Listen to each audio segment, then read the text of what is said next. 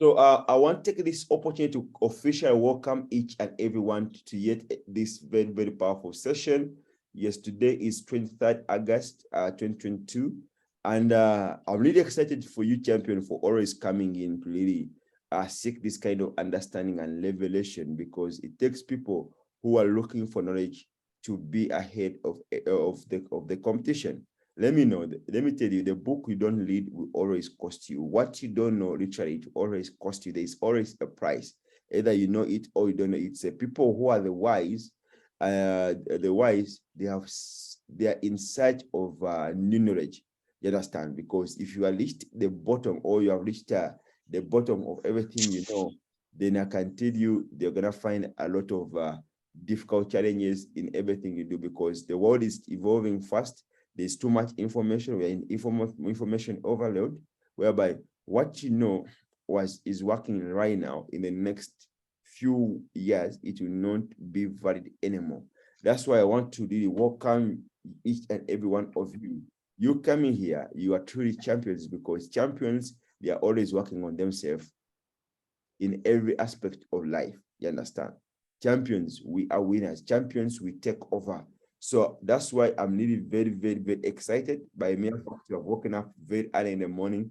Many people wake up when the sun is already out, but you guys, you are special. You have woken up when the sun is down. That makes you really the champion. And again, I normally call you champions because by the fact that you are here, where you were in the list of more than 2 million species, but you are the one who won. Out of the 2 million sperms, you are the one who covered the age. Just imagine winning a list of 2 million people. So don't beat yourself up. You are truly, truly a champion. And this is our wake up and win. And we believe that we rise by lifting others. And our goal in this Zoom to make sure that the information we're going to share with you can lift you up positively, and you start the day with the right mindset, with the right kind of energy.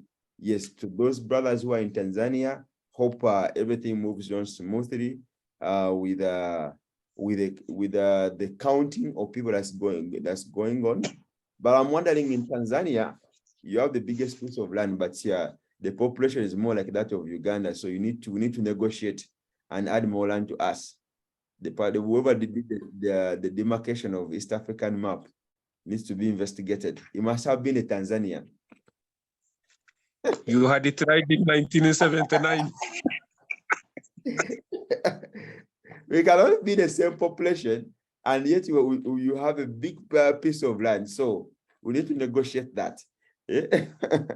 Or we remove the boundaries and become one country. But come with the new plans, not like that of 1979. Anyway, that's very interesting. So, ladies and gentlemen, because of interest of time, let me hope you have your notebook for the wake up and win. As I normally tell you that once you come into our session, be willing to take as much notes as possible. You understand? Because if you don't capture it with pen and paper, it always fade away from your mind. But if you write your notes down, then you have something you can always reminisce about, and you keep the memory for a long time because you're writing things down. That's why I'm ready with my pen, with my piece of paper, to take as much notes as possible. Today is Tuesday, and yesterday we had a very, very powerful day, which was the gratitude Monday, and people were so grateful, those who shared. And I always encourage everyone who's tuning in here. We're going to be time conscious as much as possible. Be perspective. Let's not be one-ended, whereby it's me to speak and other people to listen. Who am I? I also want to learn from you. So we get different mentors. They teach us, and after we discuss as a team. So help us capture as much value as possible and say, okay, this is a unique one. This I'll share it back, because sharing is caring. Is the evidence that you care about this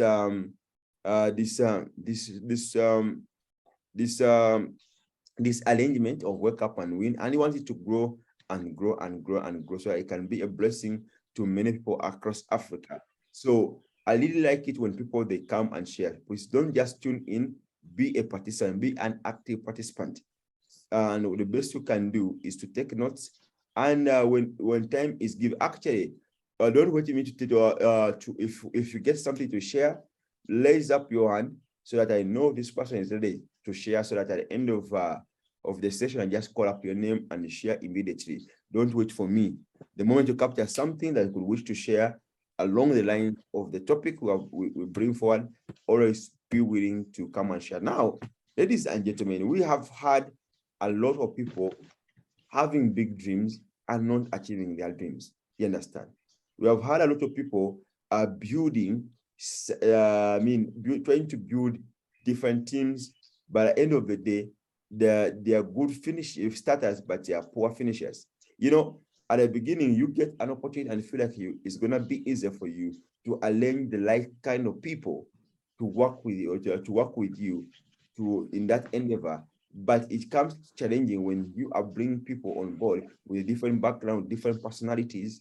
So the question should be, how do you get people with different background, with different personalities, with different experience, with different strengths, with different weaknesses, with different mindsets to work together into a common goal? You understand? So surprisingly, people, you guys end up getting mad. You end up becoming, or you end up the team which could have motivated you end up being the source of your demotivation or your negativity. You understand? So what's the difference? That some people, they are able to have teams that are a success, and they work together, they brainstorm together, and they create everything together, and they move together, and they win together. And yet other people, they struggle to keep teams around them. You understand?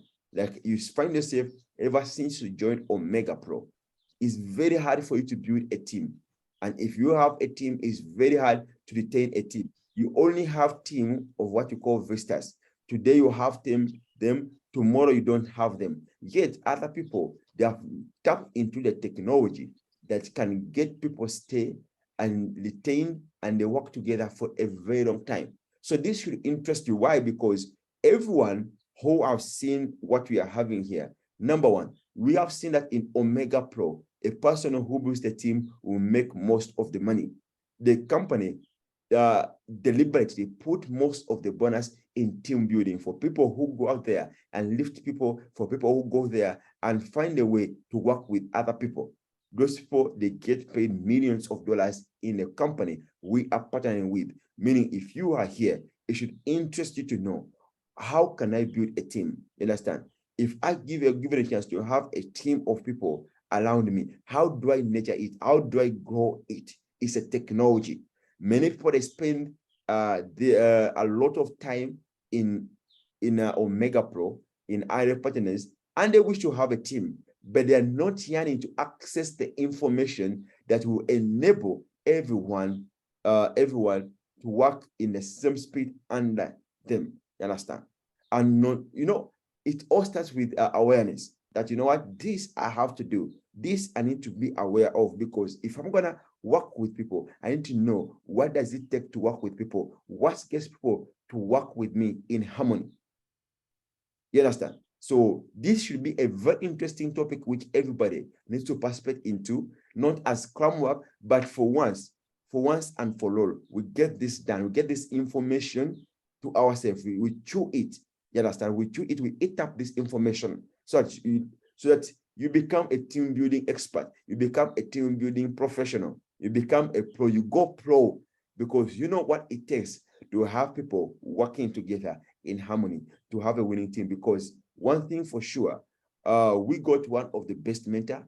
He's no longer doing scrum work. This person has done research in the area of leadership, in the area of team building for the past, God knows, for more than 50 years.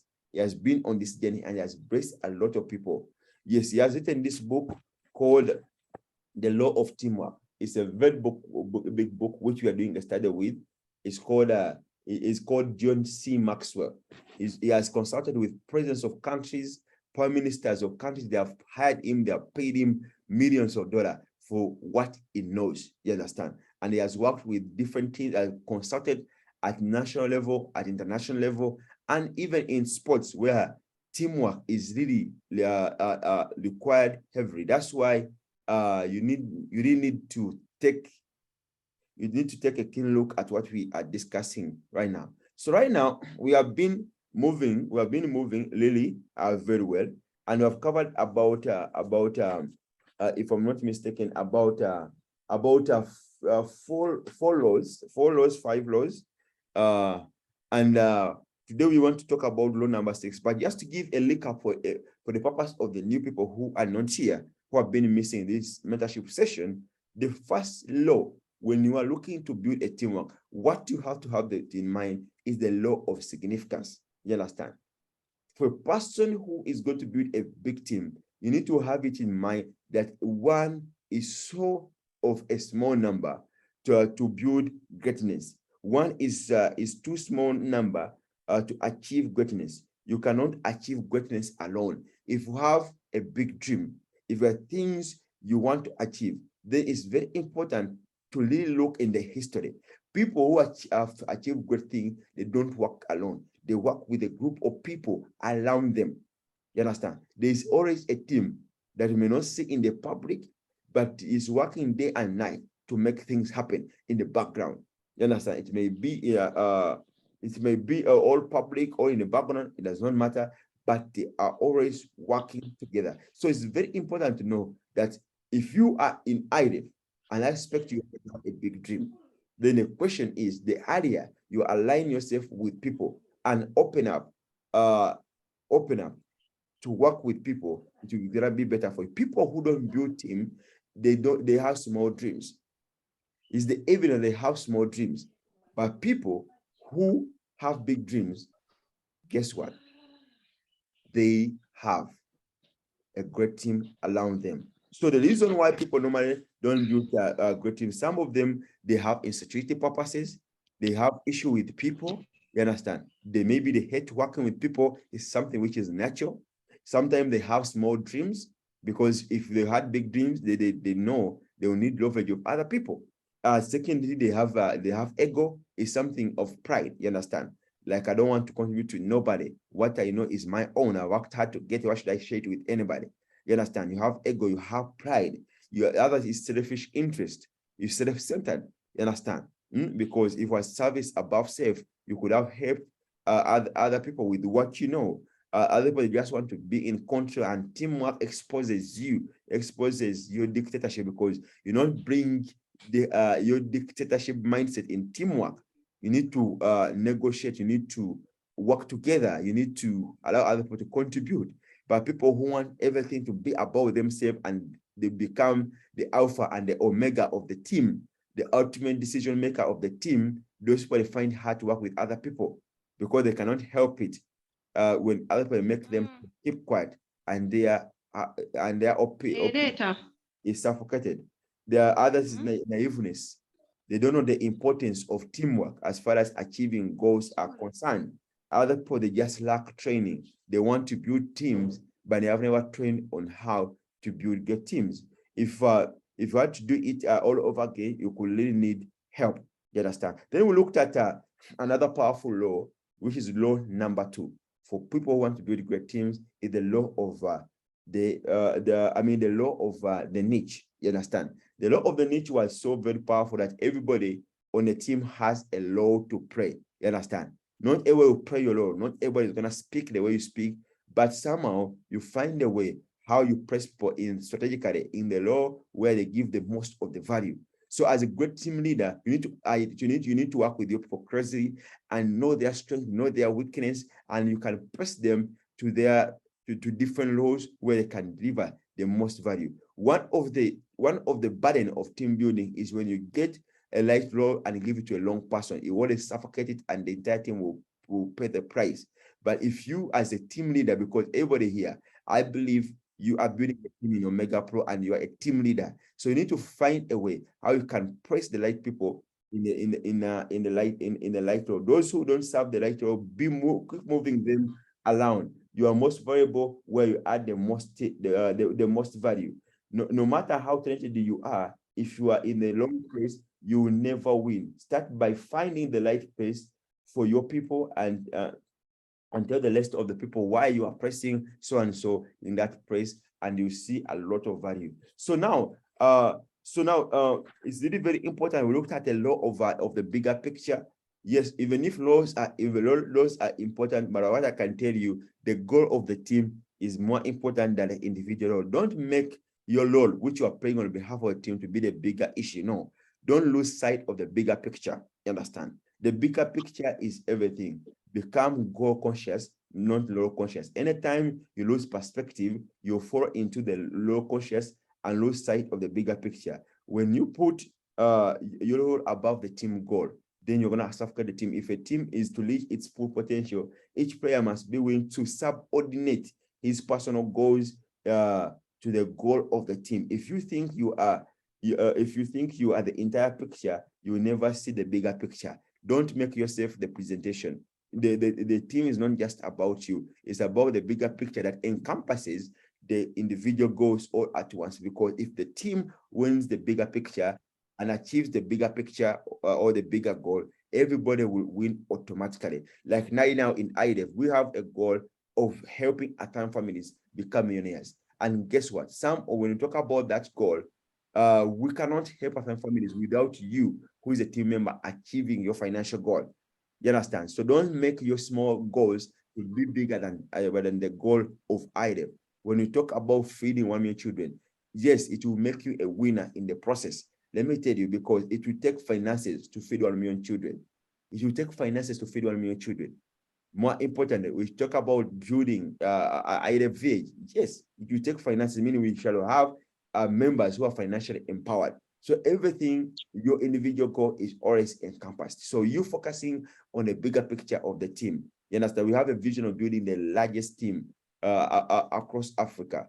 And guess what? Most of the team, they will follow, and if not brought by you directly, at least there will be a spillover in one way or the other. So focusing on the bigger picture is more important than focusing on the individual goal that you are playing in the team. You understand? So don't be distracted by the position you are serving in the team. Always focus on the bigger picture. It's not about you, it's about the team. Then we looked at something very powerful, which was the law of Mount Everest.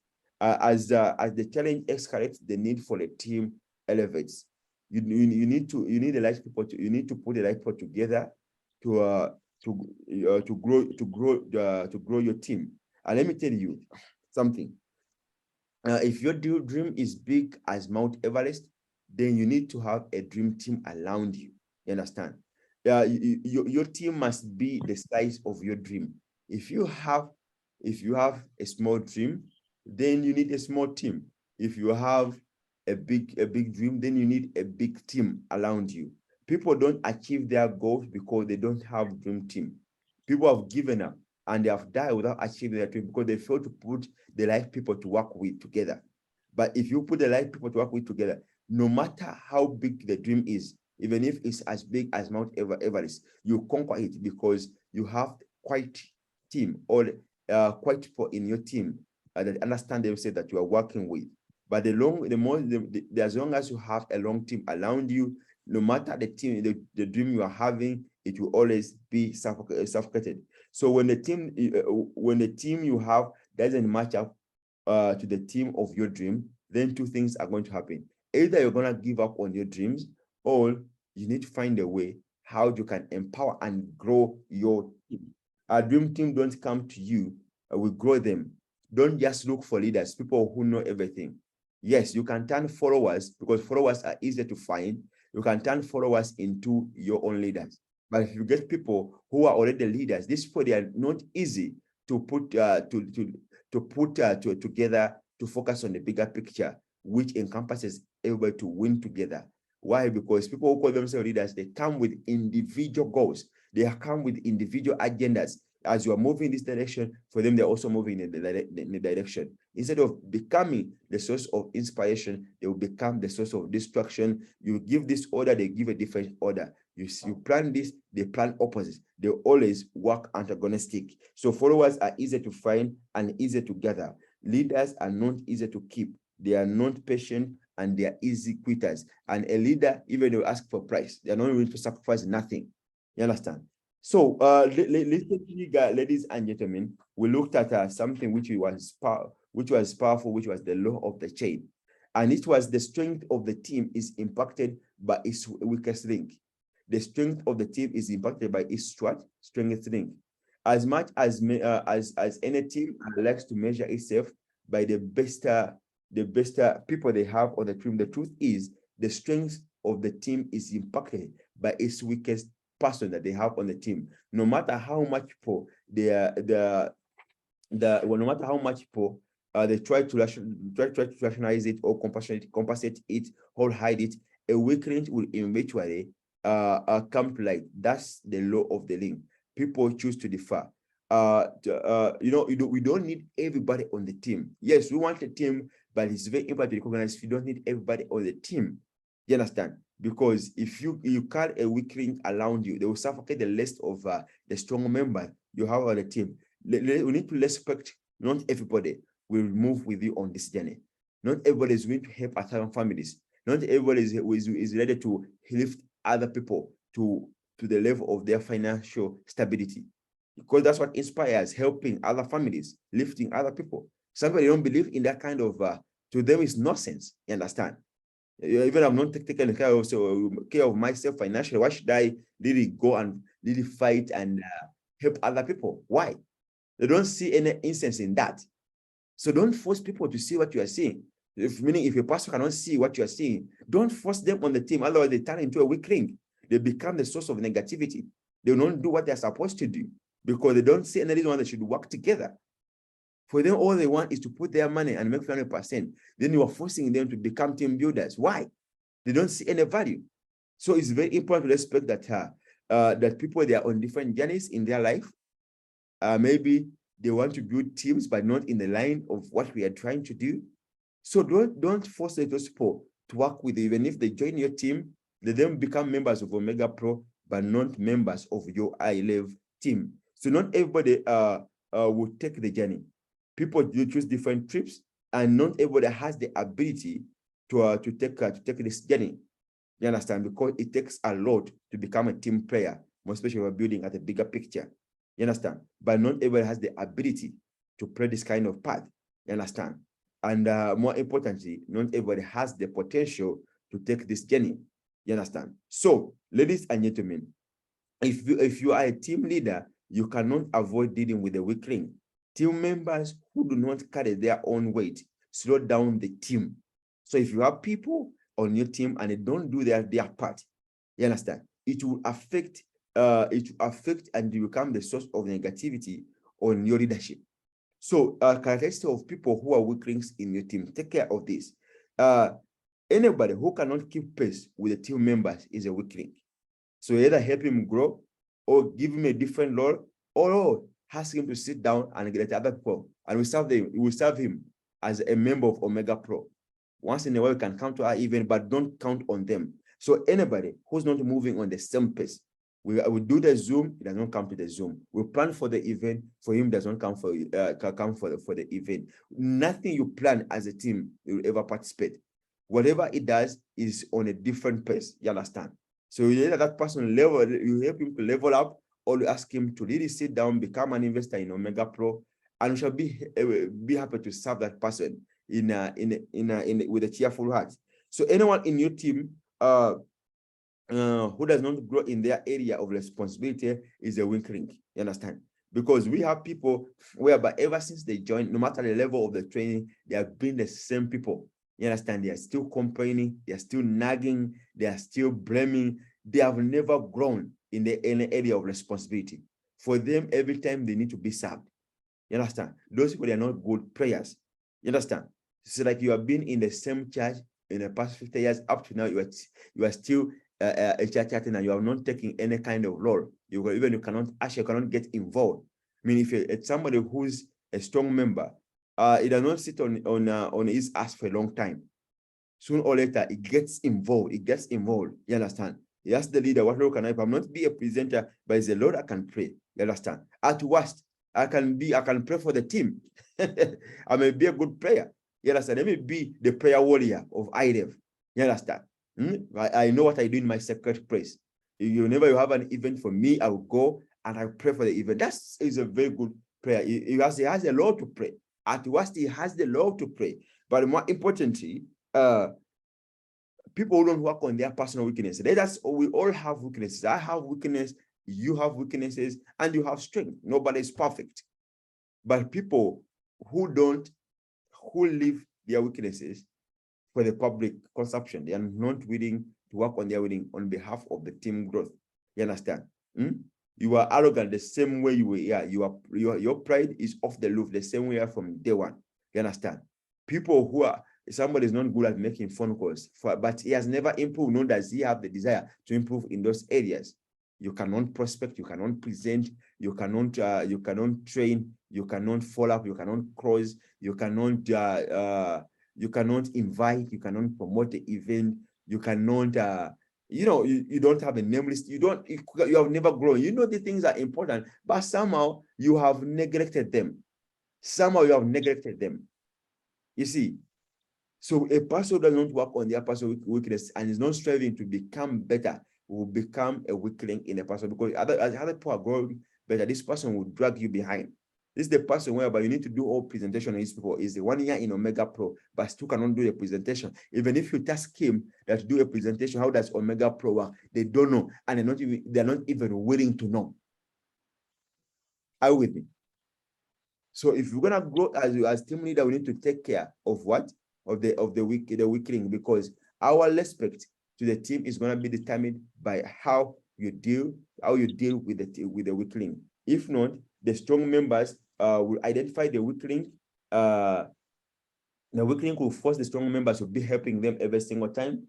And the strong members, soon or later, they will come to resent the weak one, and because this person is not working and a source of negativity, even will affect the effectiveness of other strong members on the team.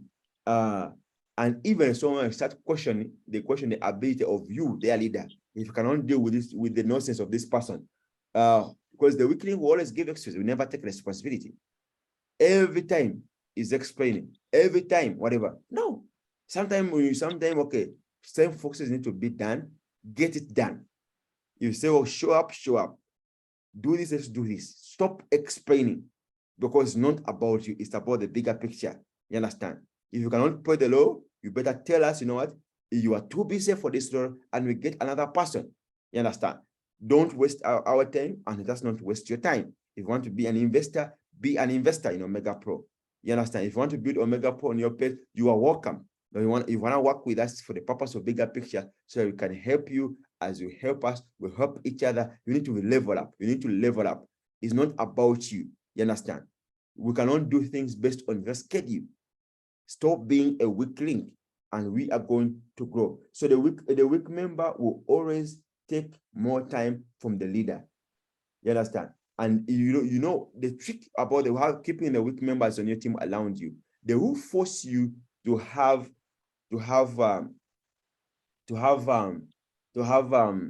a lot of time with them, because you need to be counseling them. They are always complaining, blah blah. You need to be counseling them. They are always demotivated. You need to be getting their energy up. So as a leader, you may be manipulated into spending 80% of your time with weak members.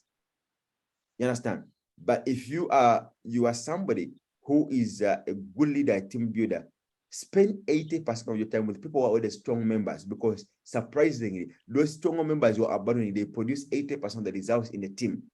You understand? And the weak members give you 20% of your time.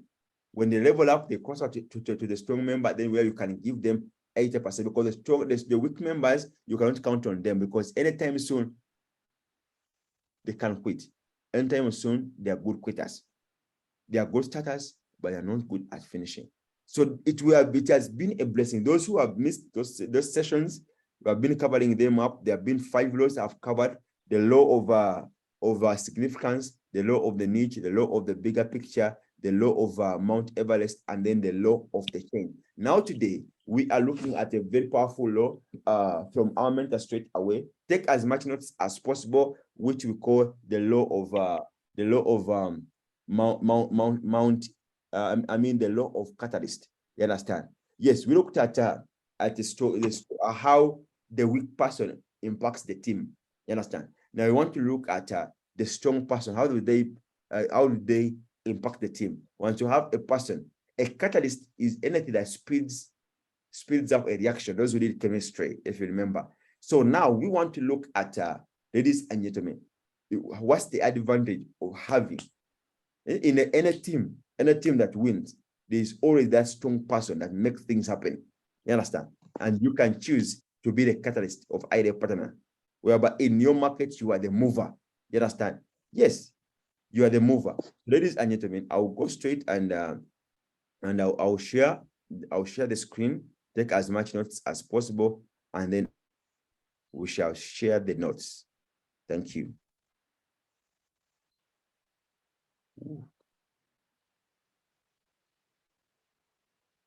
Okay.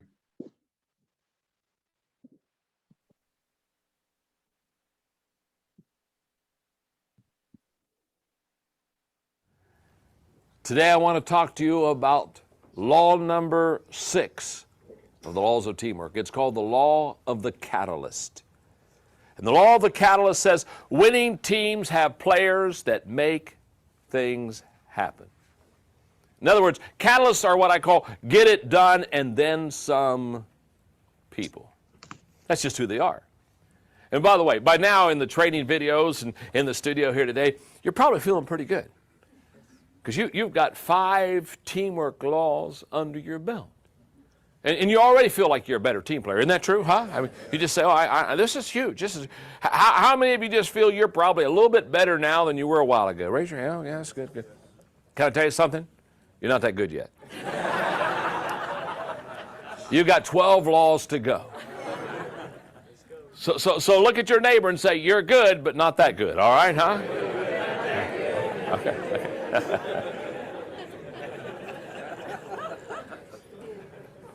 One of the privileges I have in teaching leadership for companies and organizations is every once in a while I get to do something that's really a lot of fun. And this year I was able to go to Washington, D.C. and do the NBA All-Star Game. And being a basketball fan, this was fun. Okay, and so I went and spoke to the players and some of the personnel in basketball. And when I finished speaking, Ed Rush, who's the head of the NBA officials, came up to me and introduced himself, and he said, John, he said, we take your book, The 21 Qualities of a Leader, and that's the book we train all of our NBA refs. And you're our mentor. And it's so fun. You know, I said, oh, good, wonderful. And he said, we want to take you to lunch. I said, even more wonderful. He said, we're going to buy. I said, this is really wonderful. and so I went to lunch with half a dozen NBA refs. And so we had a great time, and they asked me a lot of questions on leadership, and they started asking me things about teamwork because they knew it back then that I was writing this book. In fact, we're going to do training with the NBA refs in the area of teamwork and have some fun there. But we had a wonderful, wonderful lunch, probably about a 2.5-hour lunch, of which I said, I don't get this opportunity to have NBA refs around me all the time. So I said, I've got some questions, basketball questions. And so, of course, me loving sports and basketball, I began to really ask some questions. And one of the questions I asked is, I said, who is the greatest player to ever play in the NBA? And to a man, all 6 of them looked at me and basically it said the same thing. Do you want us to exclude Michael Jordan? And all of a sudden I realized there were great NBA players, but these NBA refs set Michael Jordan off clear to the side because he was in a class all by himself. Now, as I probed them a little bit about what made Michael Jordan great, they said more than his skills, more than his giftedness, more than his athletic ability, more than his leaping ability, more than his all this stuff. They said what made Michael Jordan great is that if you were on Michael Jordan's team, in fact, one of the NBA refs said, think about it, John, you're in the NBA Finals, and Michael Jordan is one of your teammates. He said, you knew deep down inside you were going to win. You knew somehow, some way, that guy was going to be the catalyst on the team and bring your team to victory. And I can still remember watching them play Utah a couple of years ago with my son, Joe Porter, and the game was very close, and it was down to the last few seconds, and the Chicago Bulls had the ball, and I said, Joel, I will guarantee you something. He said, what's that, Dad?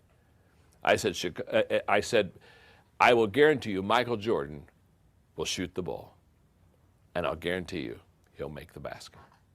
That's exactly what happened. Why? Because Michael Jordan is a catalyst.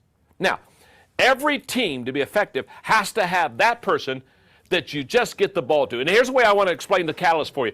On your team, on the team that you're on, when the chips are down or where the basket needs to be made or the goal needs to be reached, who's the player that you give the ball to? That's the catalyst player. For example, the president of our Enjoy Stewardship Service Company is a man by the name of David Sutherland. And David Sutherland is not only the leader, the president of the team, he's a major catalyst. Let me explain. Several years ago, Enjoy Stewardship Services is a company that helps churches raise money for building programs, debt, retirement.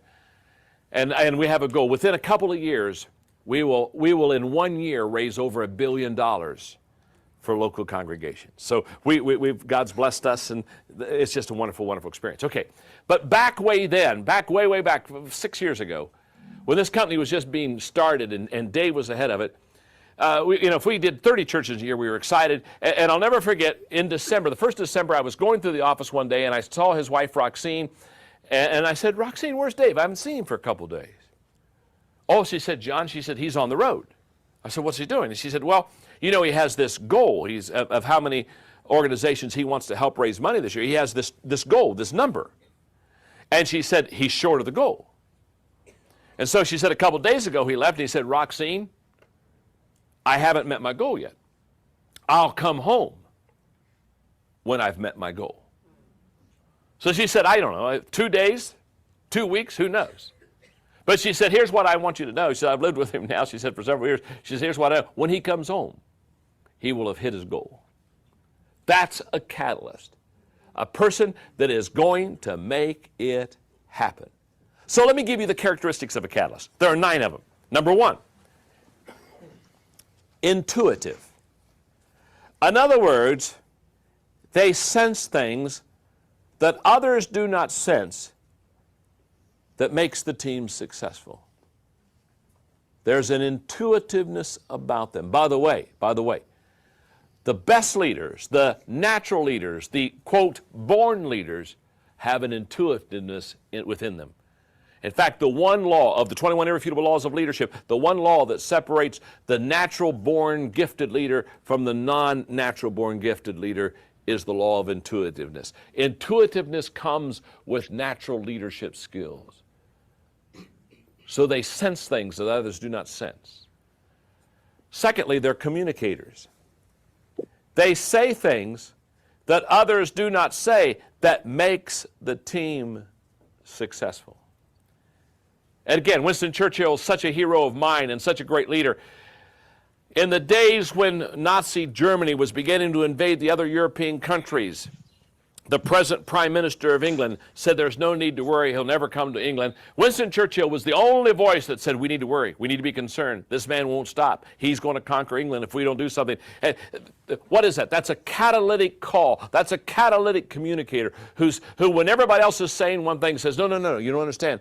This is the way we got to go. This is what we got to do. This is what I want you to see. They're communicators that say things that others do not say. Again, always to make the team successful. Notice this. You'll see on every phrase, always to make the team successful. I'm not saying they say things others do not say. I know all kinds of people say things others do not say, and there's nothing catalytic about them. Some of them are just downright complainers. So just because you don't say, well, I say things different than everybody, I must be a catalyst. No, you may be obnoxious.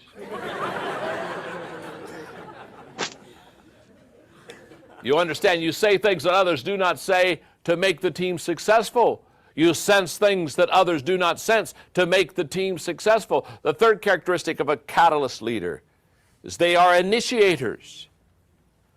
They do things that others do not do that makes the team successful. They initiate. You don't have to tell them. They're already there. In fact, I've always said, you show me a person that can initiate and you show me a person that can close, and you've got the bookends of success right there.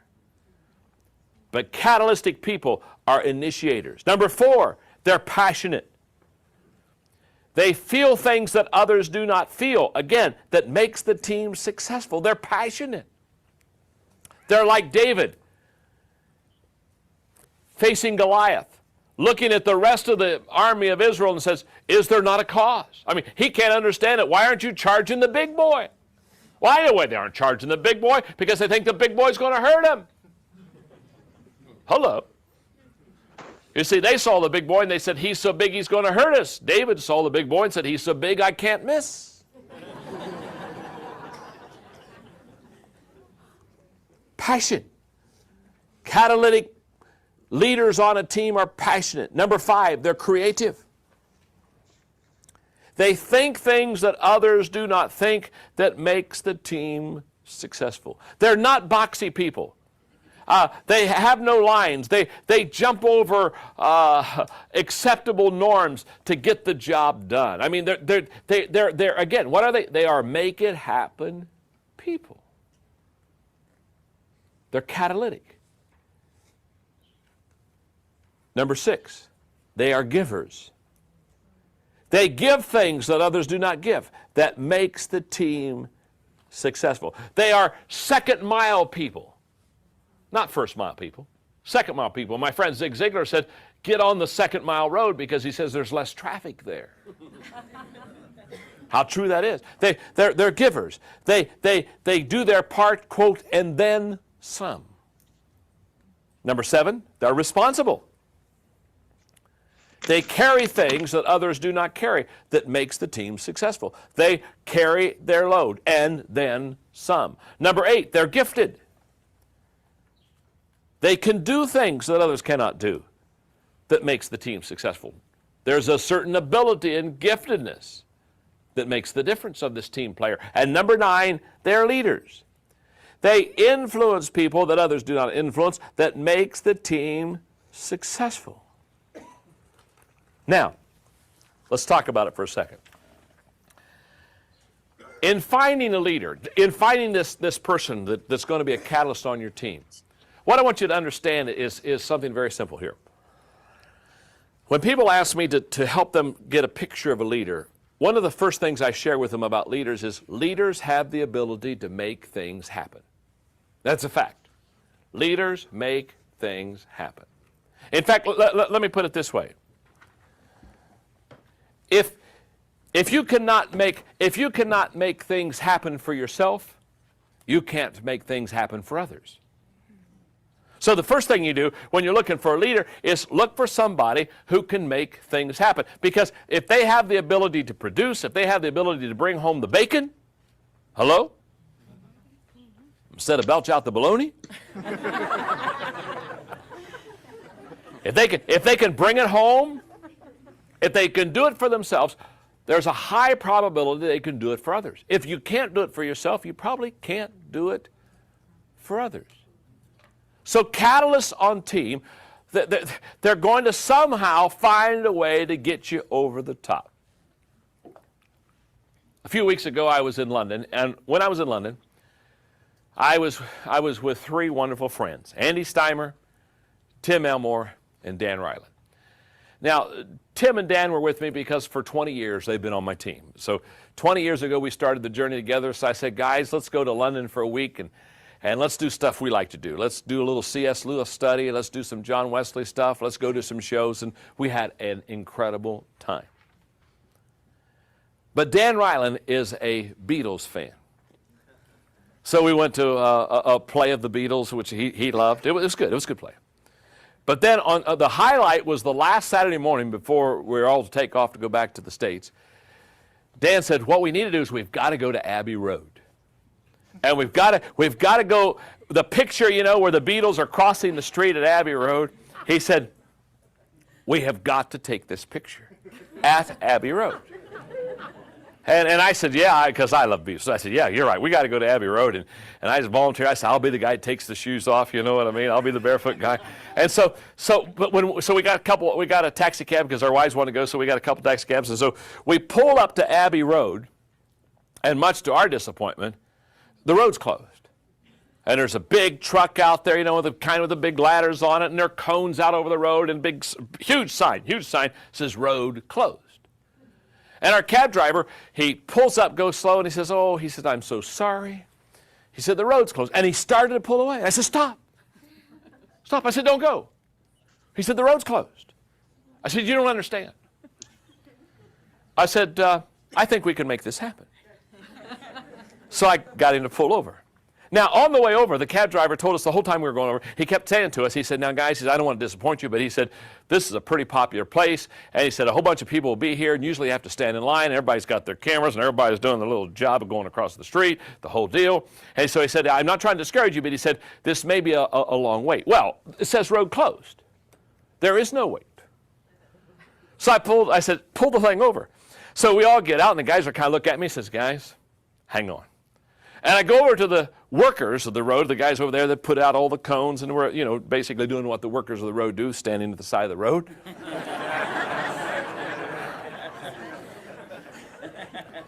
And I said, guys, you have an incredible opportunity today. They said, what's that? I said, I know it says road closed, but I said, we came from the States and we love the Beatles. And we want to take a picture. And you have an opportunity to make it happen.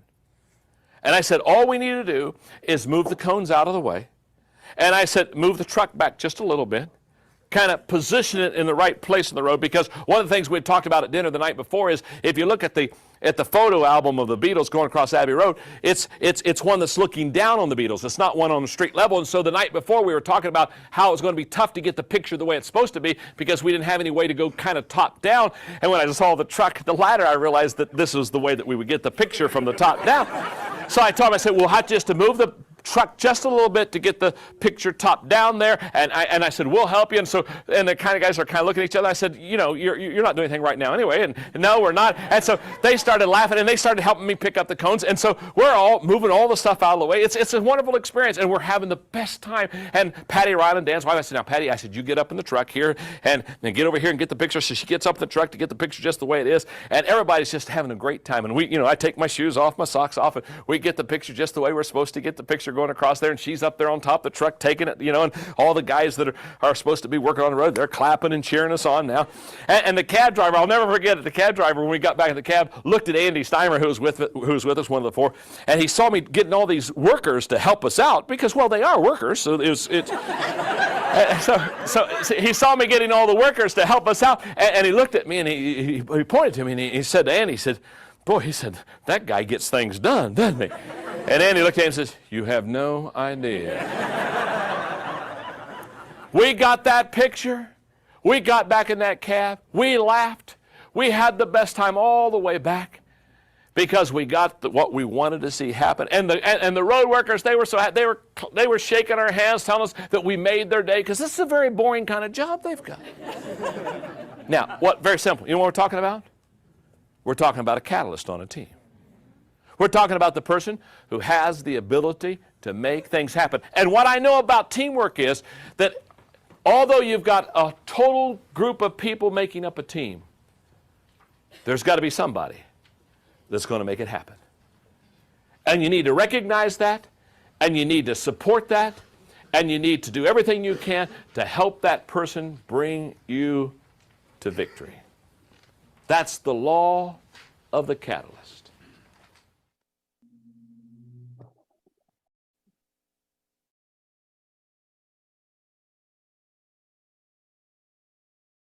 Okay. Hope you have gotten so much value.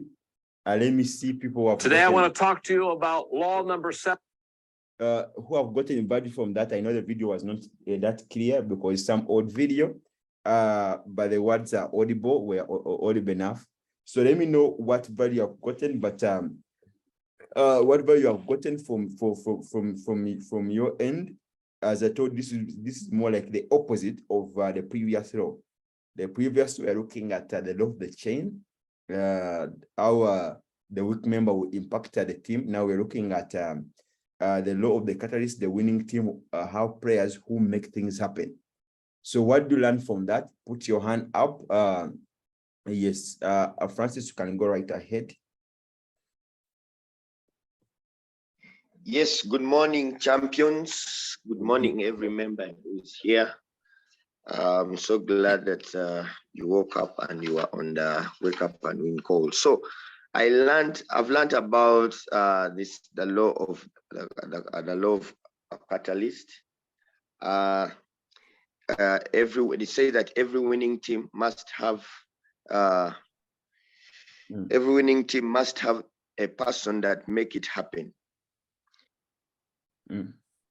Yeah, so it talked about the characteristics of a catalyst.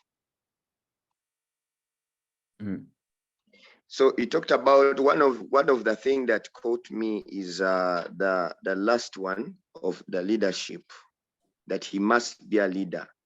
The characteristics is that he must be a leader. They influence people that others cannot influence to make what things happen. So he talked about that you need to recognize that person on the team and support that person the way, because you have discovered that you have discovered that this person there's a way he's unique from other people. Yeah, this person here is unique. There's a way he does his things that other people do not do. And trust me, we on every team we see that person. We always recognize that person, that he has a leadership skills. He always makes things happen. He's always ahead of other people, and that person, more characteristic, says that he's supposed to be. He's a giver. They create things that others cannot create. They're initiators. They make things other people do not make. They are passionate of what they are doing.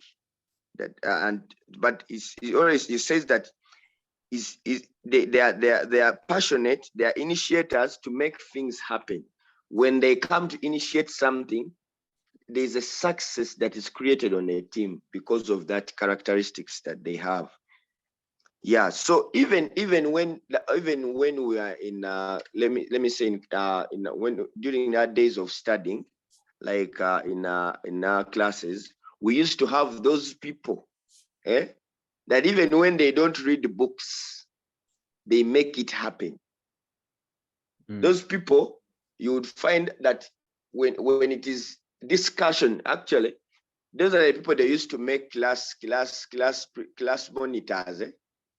That a teacher will discover that person, that this person is unique, and if it is a discussion, those are the people they choose to be leaders of the discussion. If it is responsibility, those are the people the teacher will choose to be responsible over something, because they have discovered something unique about that person, and they will always find a way of making that person to help others. So they always make those things happen. So it says that you need to find that person and support him, because when you support him, he will help others to make it happen. Because he said in this character of leadership, he says that if he can make it for himself, then he can also make it for what? For others. So if he cannot make it for himself, then there are chances that he cannot make it for others. But the chances are high, if he can make it happen to himself, then he can make it happen to others. So that person can help the team to do what? To make it happen, because he can make it happen to what? To himself. Thank you very much, guys. That's what I had to share. Thank you very much. Okay, thank you. First, that has been lovely. Julius, go right ahead. Yes, good morning, everyone. This is Engineer Julius. I'm super excited about this training of today, because everything raises and falls on leadership. Now, I'm going to share about creativity. About creativity.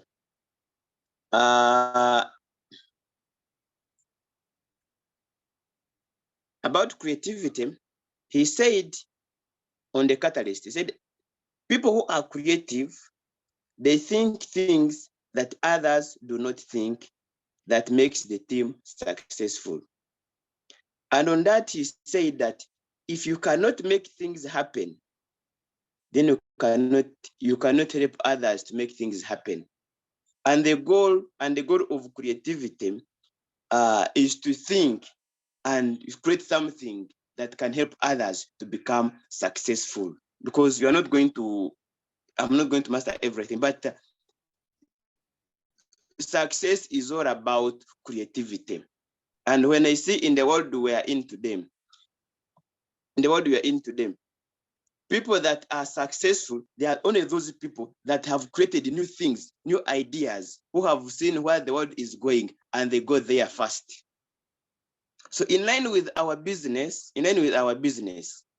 I've always mentioned this, that in the whole world, out of 100%, only 2% really think. And 3% think that they think. And 95%, they would rather die other than tell them to think. Meaning people don't want to be creative. When you tell them to be creative, they know it is hard. And yet once you go down and allow to be taught, things are going to become easy.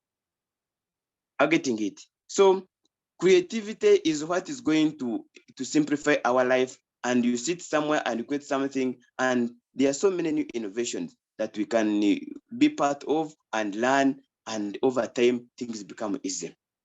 So on that point, that law has touched me, and I believe we are going to create very many people who are going to become creative. Yeah, thank you so much. I can pass over to others for the interest of time. Okay. Martin, you are next. Thank you, Julius. Good morning, champions. Martin here from Kenya. It has been great. The teachings of today are quite important, and we were talking about being a catalyst. And just like my brother said, Francis, the winning team must have a catalyst. Okay, that's very, very important. Now, the presenter today talked about some factors that I would like to look at. It talked about intuitive, meaning sense that a person, a catalyst, basically sense things that others don't sense. Okay, talked about being a good communicator, meaning he also says things that others wouldn't say. This person is an initiator. In other words, initiate stuff that others don't. Okay, and also a catalyst is somebody who is very passionate. Now, these are things that we, as members of Omega Pro, will actually need to work on, okay? To do things that others don't do, or rather feel things that others don't feel, okay? Also, a catalyst needs to be creative. In other words, you need to do things outside of the box, okay? To create things that others don't think about, okay? Also, number 6 talked about being a giver, okay? Now, there's this biblical principle that says that if you want to receive, you also must be a giver, okay? It basically goes without saying. It also talks about being responsible, okay? That you need to carry things that others wouldn't do naturally, okay? It also talked about a catalyst needs to be somebody who is actually a gifted person, but naturally is a gifted person. Last but not least, talked of being a leader, okay? Doing things that others don't do. So Coach Mustafa, thank you very much for today's lesson. And these are things that I think we need to inculcate in all of us, okay? Because I believe that given the right environment, we can be able to actually apply this in our business. So let me also give somebody else opportunity to share. Thank you very much, Coach Mustafa. Okay, thank you, Martin. That's powerful and lovely. Will Brand go right ahead? Thank you, Coach Mustafa. I'm very much touched by intuitiveness, because every one of us has a certain level of intuition, but in most of us, what lacks is the development of that talent which God has given us. It's an inborn. because it's a response to situations which does not necessarily rely on deep thinking.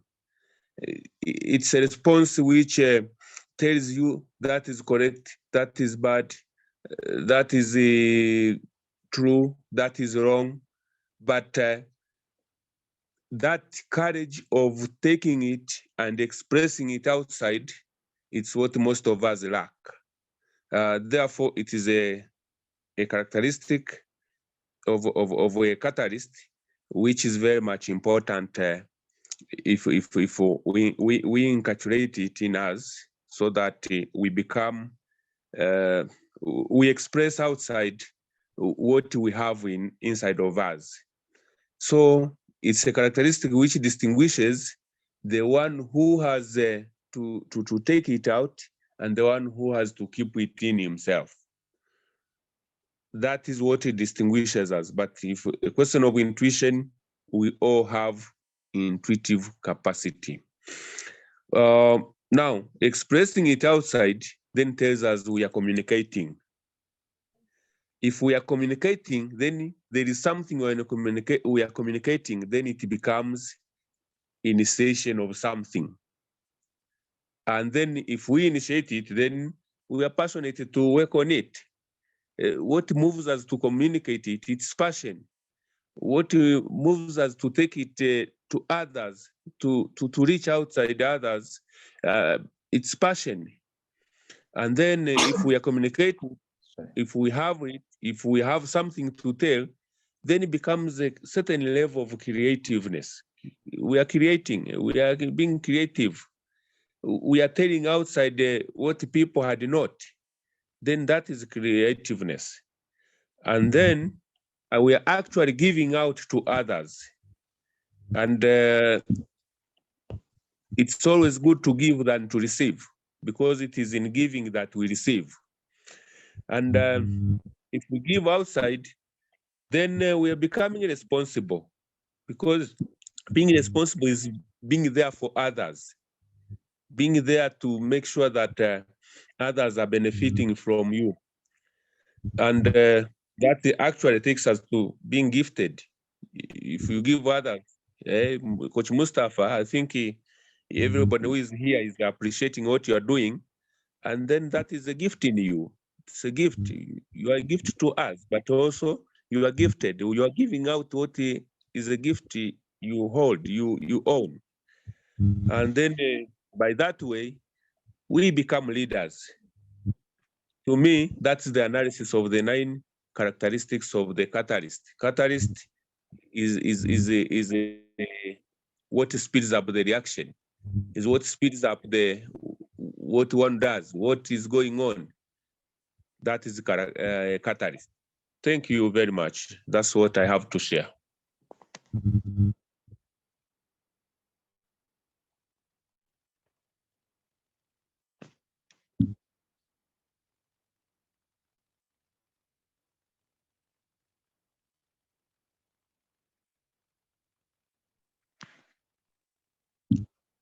Yeah. Coach Mustafa, are you muted?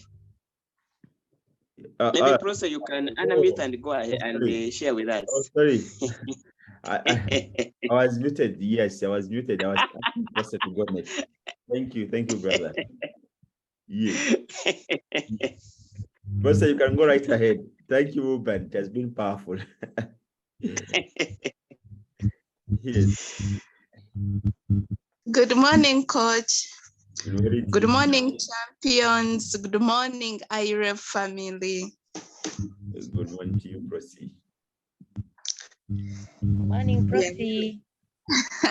Good morning, dear. Today morning is really powerful. Very, very powerful. Talking about this law of the catalyst.